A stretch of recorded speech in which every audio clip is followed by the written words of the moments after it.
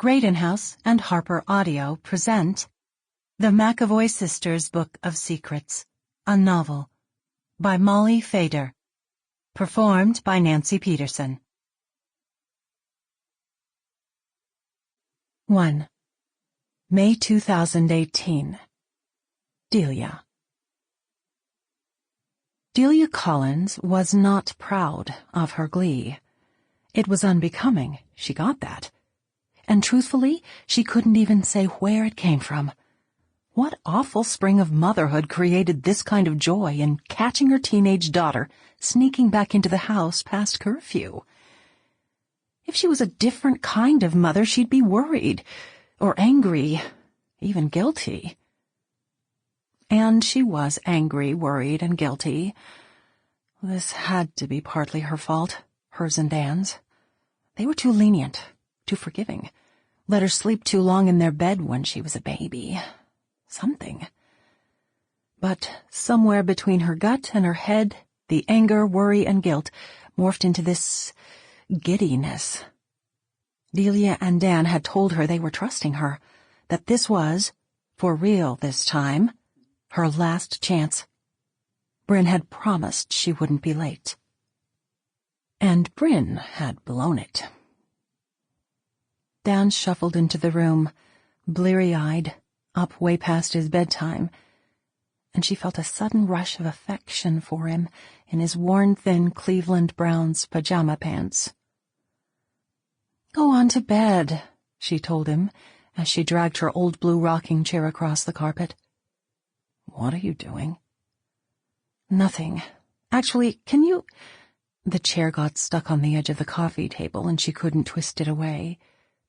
Dan reached down and pulled it loose, the momentum nearly knocking her sideways. "Careful," he said, and reached out to steady her. "I'm going to be the first thing Bryn sees when she walks in the door." She glanced down at her watch. A half-hour late. "Did you call her cell?" he asked. "Yep." She didn't answer, but she texted to say she'd be home soon. She texted because she'd been drinking, and she knew Delia would be able to tell. Delia ran into Jenny's mom the other day outside Giant Eagle, and she'd clearly thrown up her hands trying to control Jenny. "She's mad at me all the time anyway," she'd said. "Why make it worse?" "Pick your battles," she'd said. But what if Delia picked the wrong one? "When was that?" 10 minutes ago. "Are you supposed to be enjoying this so much?" Dan asked.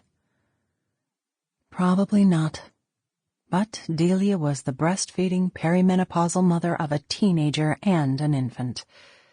Enjoyment was wired wrong these days. "What's your plan?" "Plan?" She walks in the door and what? "Dan, I'll handle it. Just go to bed." "You're gonna scream?" "No." "Probably." "I'm worried about you," he said. "Me?" Dan was stressed, clearly.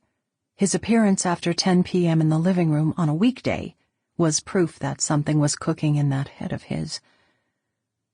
"Between the baby, Bryn, the store, and your mom." She sat down in her rocking chair, now conveniently positioned in front of the door. "I'm fine." His silence seemed to imply that he thought otherwise.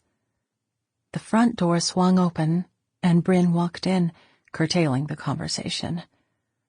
Bryn, her beautiful daughter, looked from Delia to Dan, and then back again. And then her lip curled in a totally new and devastating way. "What? You're like, waiting up to yell at me?" Delia's broad-eyed baby, who had once slept curled like a question mark in the curve of Delia's body, had turned into this teenager, surly and sleepy-eyed, wearing cutoffs that were way too short. Time folded like a fan, and Delia was struck anew by how much Bryn now looked like Lindy. It was shocking. They were carbon... Sample complete. Ready to continue?